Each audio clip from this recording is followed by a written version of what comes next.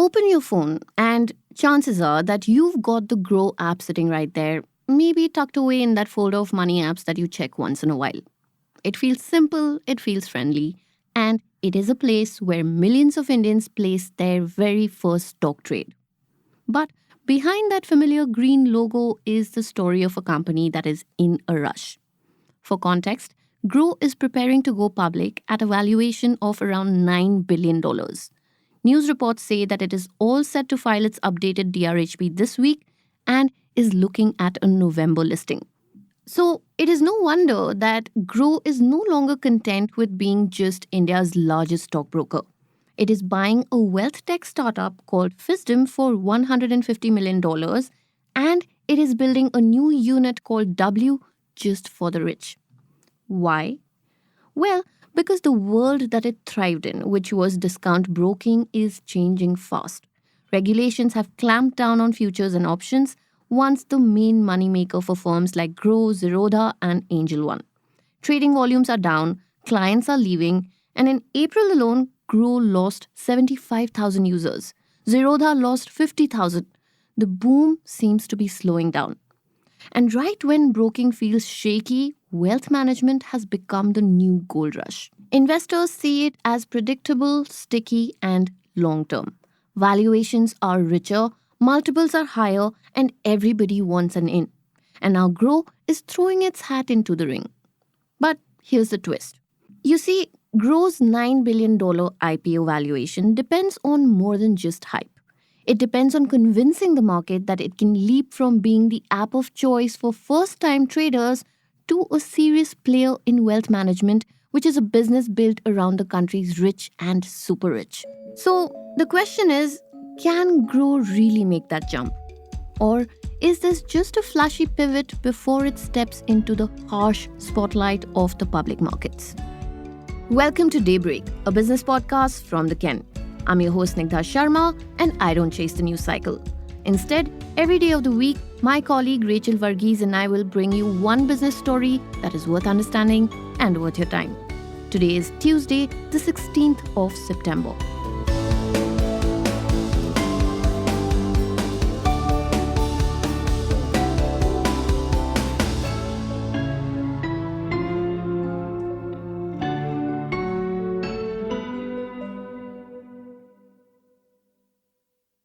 Let's start with the business that Groww knows best first, broking. For years, it was a rocket ship. Millions of Indians rushed into the markets, and Groww's share of active clients soared from just 5% in 2021 to 26% by March 2024.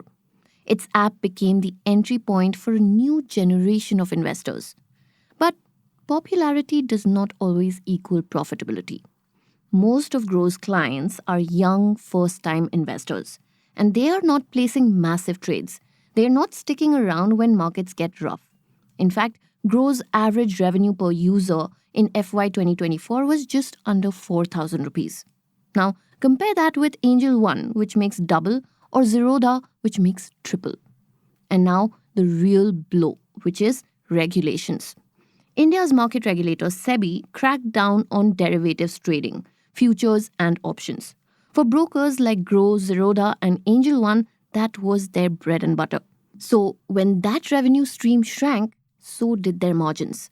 Trading volumes fell by up to 40%. And the fallout was immediate. Groww started losing clients, tens of thousands of them. And its profits, which were already slim, came under pressure. In fact, FY 2025 could have been a great year if not for two setbacks. One, which is a one-time tax hit from shifting its domicile to India, and second, SEBI's clampdown on F&O. And now, the most interesting part. You see, despite all of this, Groww is chasing a $9 billion valuation at IPO, and that is aggressive. Some analysts say that it is too aggressive maybe. Let me explain why. You see, Groww's revenue is way behind its rivals. In FY 2024, it made about 3,000 crore rupees, but Zerodha made 60% more. Angel One made 30% more. So now you may be wondering, what is driving that sky-high valuation? The answer is optics, growth story, market leadership, and not hard numbers. And that brings us back to why Groww is so desperate to diversify. Because if it stays just a broker, its IPO story collapses. Investors want something more, something better, something long term. And that is where wealth management enters the picture. For more on this, stay tuned.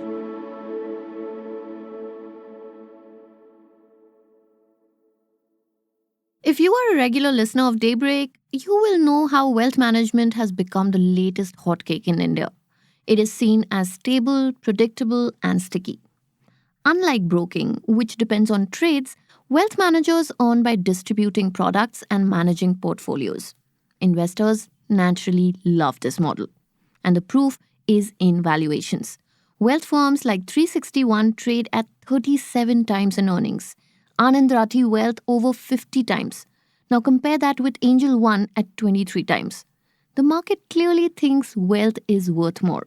And Groww wants in. And this is where Fisdom comes in. It is a small wealth tech startup with over 1 million users, 150 wealth managers, and partnerships with multiple banks. It offers brokerage, mutual funds, portfolio management, the works basically. On paper, it is a perfect fit. But here's the problem. Comparatively, Fisdom is tiny and it is losing money. In FY 2024, it posted 57 crore rupees in losses on 84 crore rupees in revenue. Credit agencies even downgraded it, citing continued losses. So now, at $150 million, Groww is paying more than 15 times of Fisdom sales. And that is way higher than what bigger, profitable firms like 361 or Novama Wealth are valued at. Analysts are calling this overpaying. And then there is the mismatch. Groww's clients are mostly small-ticket retail traders. Wealth management, by contrast, targets big spenders. Chalk and cheese, as one executive told my colleague, the Ken editor, Anand Kalyanaraman. Expecting Groww's current users to suddenly embrace wealth services seems unrealistic. So, why even do it then? The answer lies in optics. The acquisition gives Groww a talking point. It makes the company look like a financial supermarket, a one-stop shop for investing, lending, insurance, and payments. Never mind that most of these verticals are still at their baby stage. The reality is, it will be years before Groww sees real results from wealth, if at all. And that brings us to the core contradiction of the story. Groww is valued like a wealth giant, but it earns like a discount broker. It has millions of clients, but most of them are not profitable. It is buying startups to project strength, but those startups are loss-making. Meanwhile, its listed peers like Angel One are already hurting from SEBI's moves. Angel's profits have halved in the March quarter. Its stock fell sharply. And if that is what is happening to established players, what happens when Groww goes public? The public markets, after all, are ruthless. Groww has hiked fees. Brokerage, DP charges, margin trading costs, they are trying to squeeze out more profit. But that only goes so far.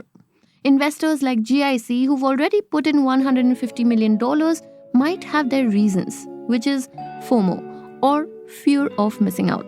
But what about retail investors? They should be careful because at the end of the day, Groww's glossy valuation may not match its true colors. So the big question that we end with today is Groww reinventing itself for the future, or is it just putting on a show before the IPO curtain rises?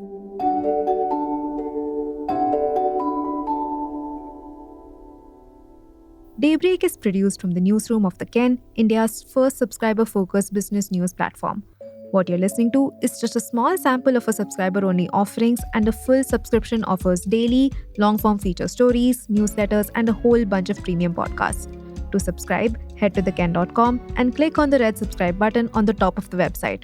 Today's episode was hosted and produced by my colleague Snigdha Sharma and edited by Rajiv CN.